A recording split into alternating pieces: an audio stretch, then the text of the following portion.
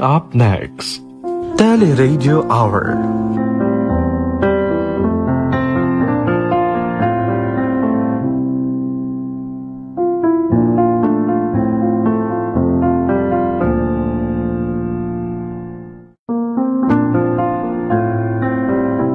Coming up next, Teleradio Hour.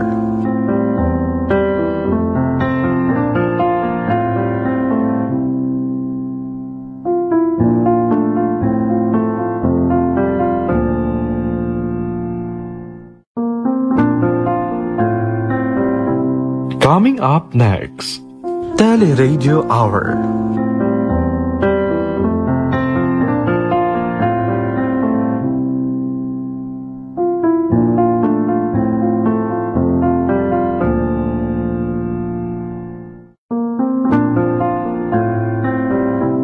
Coming up next, Teleradio Hour.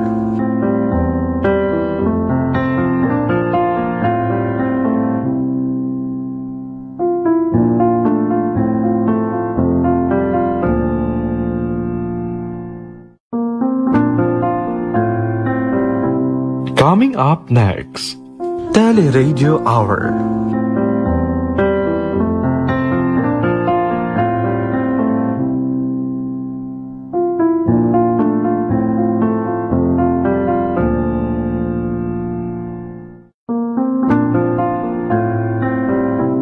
Coming up next, Teleradio Hour.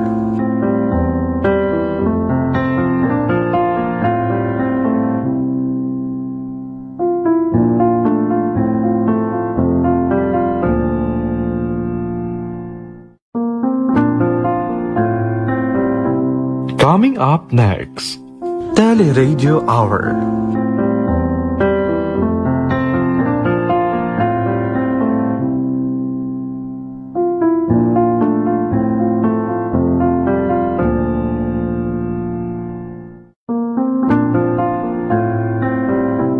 Coming up next, Teleradio Hour.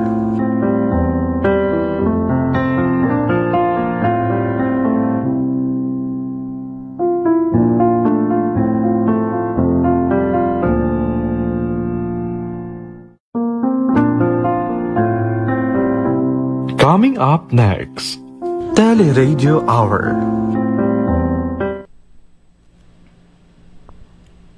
Good morning, brothers and sisters out there. Diyan po sa Facebook Live natin, sa YouTube, sa TV channels natin, nagasilaw, at saka sa radyo natin nagapamati.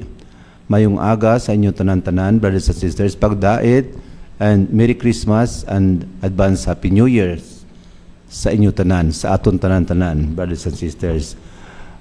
May the grace of Jesus be with us always. Amen. And yes, good morning, Sistine, sa ating mga youth dyan. At saka we are praying sa ating head servant who is now on the way going to Capiz. And may prayer, may ano po doon, may ano youth pang mga youth doon. May anniversary ang youth doon sa Capiz. They are now on the way going to Capiz. Jesus, guide them and his team back and forth po. They will be safe back and forth going there. Amen. So, good morning dyan sa Hibawan, Bradino. Yes, mga sisters and brothers natin dyan. Brad Steve, at saka sa mga kasamahan mo dyan. I know you are busy there making the post of the tanks, sa water tanks natin. I-bless kayo ni Jesus dyan. Amen. Sa lahat kayo dyan, sa mga ano po natin dyan, sa mga media po natin dyan, sa mga dyan nag-operate na mga nagaman ng mga computers natin, brothers and sisters, Brad Steve, good morning and pagdahit sa inyo lahat dyan. Amen. Amen. Mga brothers natin dyan, Bradino, Brad Unyok, yes, good morning and pagdahit. Yes, dyan sa school, mga teachers, mga ano po natin, mga estudyante natin dyan. And Sister Delia, Sister Juliet, all the teachers over there, good morning and pagdahit sa inyo lahat. Amen. Dyan sa amin sa Kabatuan, kay Sis Dadang, our senior formator, kay Brad Noel Paredes, kay Sis April Rose Pajardo, Sis Judith Ridomi, Sis Lilian Pinida, kay Sis Pat Bilyuna. Yes, maraming salamat po na kayo po ang nag-initiate na magtulong din kahapon sa ibawaan sa ating paglinis ng CR. Yes, Jesus, nakikita mo sila, bigyan mo siya ng grasya na, yes, grasya, good health po, financial ano po nila na pangailangan, ibigay mo po sa kanila lahat. Nakita mo kanilang puso sa pagtulong sa ating komunidad. Amen po. Maraming salamat po, headed by our Senior Promoter, Sis Dadang. Sis, thank you very much. Brad Noel, thank you very much sa iyong pamilya. Amen.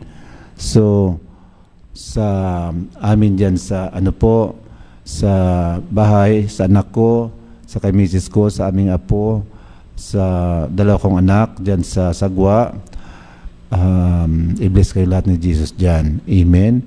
And Jesus, i-provide mo po ang aming pangailangan sa araw-araw. Ganun din po ang mga pangailangan ng aming mga brothers and sisters sa komunidad. Yes, i-bless mo po sila lahat, ang kanilang mga anak na kung saan man nagtatrabaho. Brad Noel, Sis Arlen, ang anak nyo si Michael, at saka yung isang anak mo, i-bless sila sa California, US po. Amen. So, sa kay Sister Norma, Brad Toto, kay Sis Cheryl, kay Nitising na ang sabi, Jesus, i-heal mo ang kanyang UTI, na-heal na po. Ang kanyang UTI, nakikita mo siya, Jesus. Alam mo po, Jesus, nagkakubinan siya sa iyo. So, ikaw po ang bahala mag-heal sa kanya just because nakita mo ang kanyang puso. Nitising, good morning and pagidayat, Merry Christmas and Happy New Year. Si Cheryl, Tony Store, Alcuria, Chines, we know that, yes, ang pagtulong ninyo sa komunidad natin ay hindi masuklian ng kung ano pa man, pero si Jesus ang mag-give ng reward sa inyo, magbalik sa inyo ng grasya, kung ano mang grasya dyan, good health, financial ano man, prosperity man, lahat-lahat po sa inyo ibalik ng Jesus ng maganda. Amen po. So, again, brothers and sisters, kay Sis Itzel, at saka sa kasamahan niya kanina na pumunta dito kanina umaga, nag-attend ng early morning worship, bless again in Jesus, sis. Amen. Sa kay Sis Susan Tabata, Anirushi Tabata, mamayang hapon, ara kami sa balay ninyo. Thank you, good sis, for accepting us. Amen.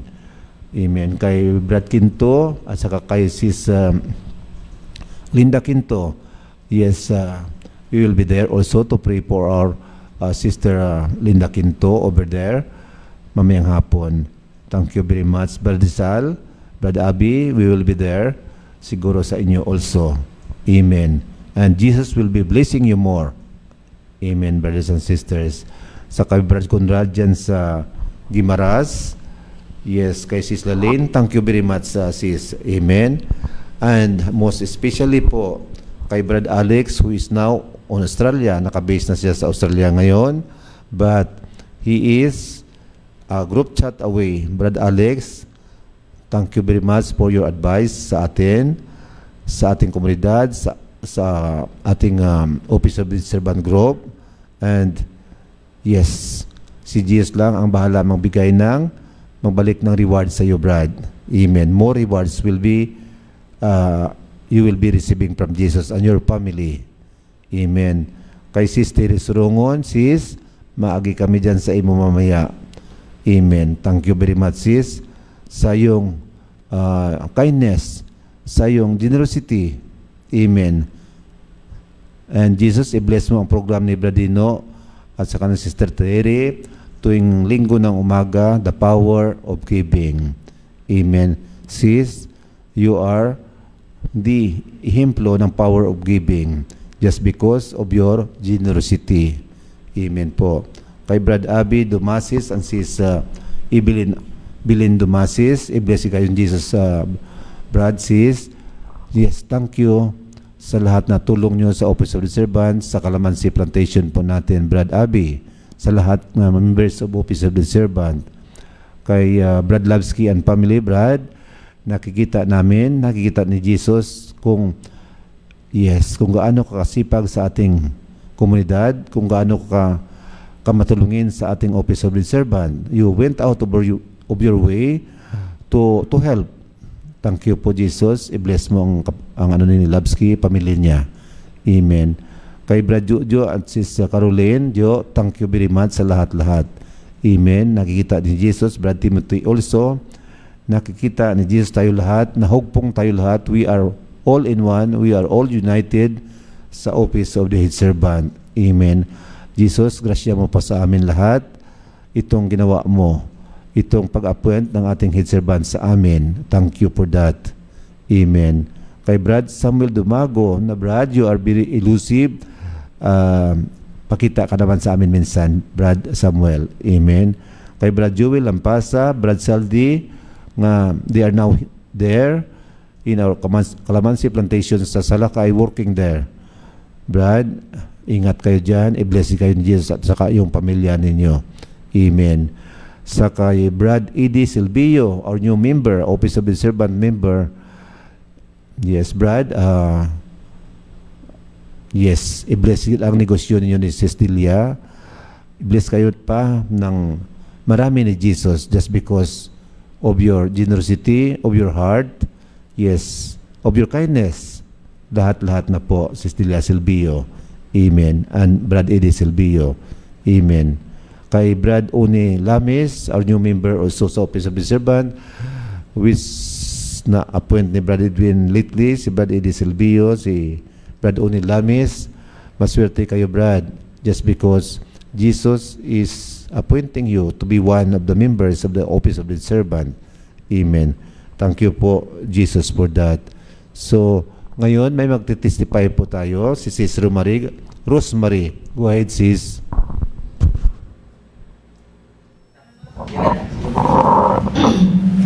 Good morning sa inyong tanan. Good morning sa kay Brad Edwin. Good morning sa Brad Narsing. Sa amon nga warrior sa Takas. Good morning sa inyong gid nga tanan. Kag sa Anilaw nga mga warrior, good morning sa inyo gid nga tanan. Gani subong yari ako diri naman ako nagadestimony sa community nga ini, gintawag ako para nga mapasundayag ko ang kahimuan sang Ginoo nga kaayuhan sa akon. Gani yari ako nagapasalamat sa Ginoo. Ang number 1 ko gid pasalamatan ang akon kabuhi nga nga malawig subong kag nagatuo ako kag salamat nga nagpakilala ang Ginoo sa akon kag nakikilala ko man siya Ginoo. Gani subong nagatuo ako sa Ginoo sa iya pulong, nagapidalom ako sa iya presensya ang akon nga mga masakit nga mga balatian subong ginamat-amat sang Ginoo kaayo subong gid. Gani ginasalamatan ko gid ang Ginoo kag ginbag-o yaman ako kag ang amon panimalay ginbag-o man sang Ginoo. Gani ginasalamatan ko gid ang Ginoo kay kung magtuo lang ako sa iya kag nagapanawag sa iya, yara gid siya nagasabat sa akon kag salamat man sa pagpangamuyo ko nga nagapanawag ko sa iya nga ang akon kabataan kabay nga makaubra ara nakaubra na. Gani salamat gid Ginoo nga buhi ikaw kag yara man ako nagatuo sa iya kag nagaserbisyo ako mintas buhi ako kag ginatugyan ko ang akon kabuhi sa iya kag ang mga sala ko ginatugyan ko sa iya sa Ginoo kay may salig ako. Salamat gid Ginoo, salamat ginabalik ko ang dungog kag himaya in Jesus name, amen. Pwede na. Hello, good morning. Good morning sa tanan. Good morning, Brother Edwin. Good morning, Sister Leah. Good morning sa mga palamati. Diyos ko, Jesus, get well soon. Sis Glad, kabay ang si Jesus, aragid sa imo. Ako bala kadamo, gid ako pasalamatan sa Ginoo, no?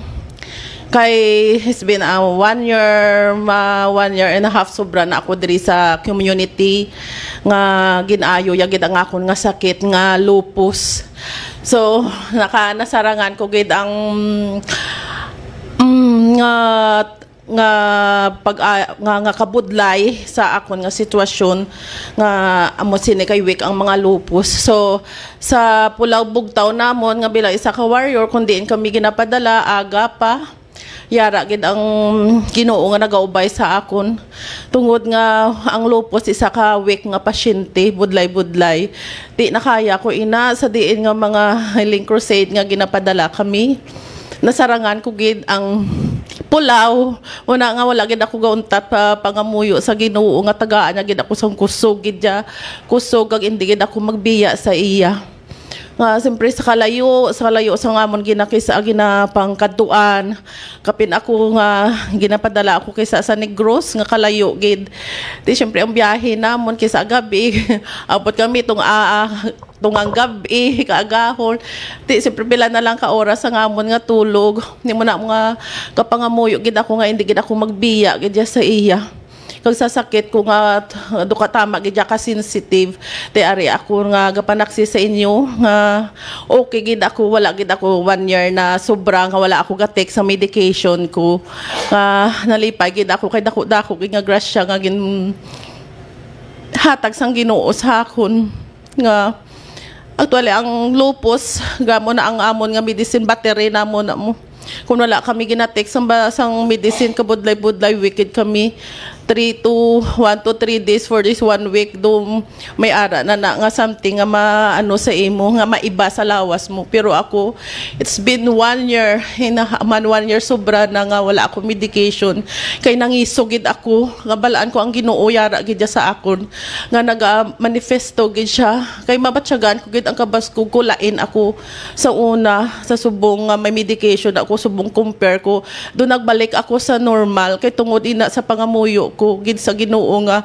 hindi na ko luya gusto magbalik sa dati ko nga may lupus ako kay masakit gid ang kabudlay-budlay gid ya masakit ko mang enjikan ka sa mga sa bulong sang lupus kabudlay weak gid kami kaya ginapangayo ko gid sa Ginoo sa adlaw nga tanan nga tagaan niya gid ako sang kabas ko gid kakusog ang strength gid ang ginapangayo ko nga hindi gid ako magmasakit wala ako sa medication kay wala gid ako yan nahadlok nga wala ako sang bulong nga ginainom kay tungod ang si Jesus yara sa akon kay ginapangamuyo ko gid kag nangiso gid ako ya either man kun ano man da nga circumstances no nga ma-active ang lupus ko inaatugyan ko na lang sa Ginoo sa tanan kay ang pagpangamuyo grabe makusog gid ako basta kapangmuyo ka panawag ka sa iya yara gid kag ginapamatud-an niya gid ari ako nag-ayo gid ako ya mirakulan niya gid ako nga amo gid ang ginapasalamatan gid sa Ginoo kay do ka impossible it's been 1 year sobra 1 year nga wala ako sa medication na sarangan ko nga grabe ang sakit nga lupus kabudlay-budlay ina-manage gid ya kabudlay sina salamat sa Ginoo nga gintagaan niya ako sa grasya nga dako-dako nga grasya madamo gid nga salamat ginabalik ko ang dugog kag hinamaya in Jesus name amen.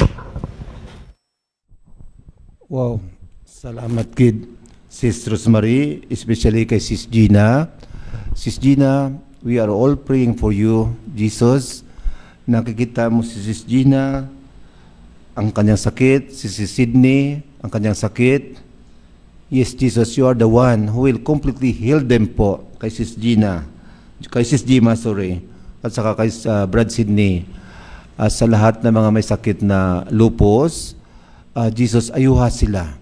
Kung ginaayo mo si Sis Gima, kung ginaayo mo si Brad Sydney, kung ginaayo mo ang mga lahat na pangayo sa imo ng bulig, Jesus, yes, maayo mo rin, ayuhin mo rin ang iba na nagsasuffer ng ganyang sakit. Amen. So, Sis Gima, you are the best, ikaw ang ehemplo ng mga may sakit just because ang pagtuo mo nag-ayo sa imo, ano nga ginalakad mo imo pagtuo nagadto ka sa mga gimaras. Yes, Sis Jima, accept your healing completely.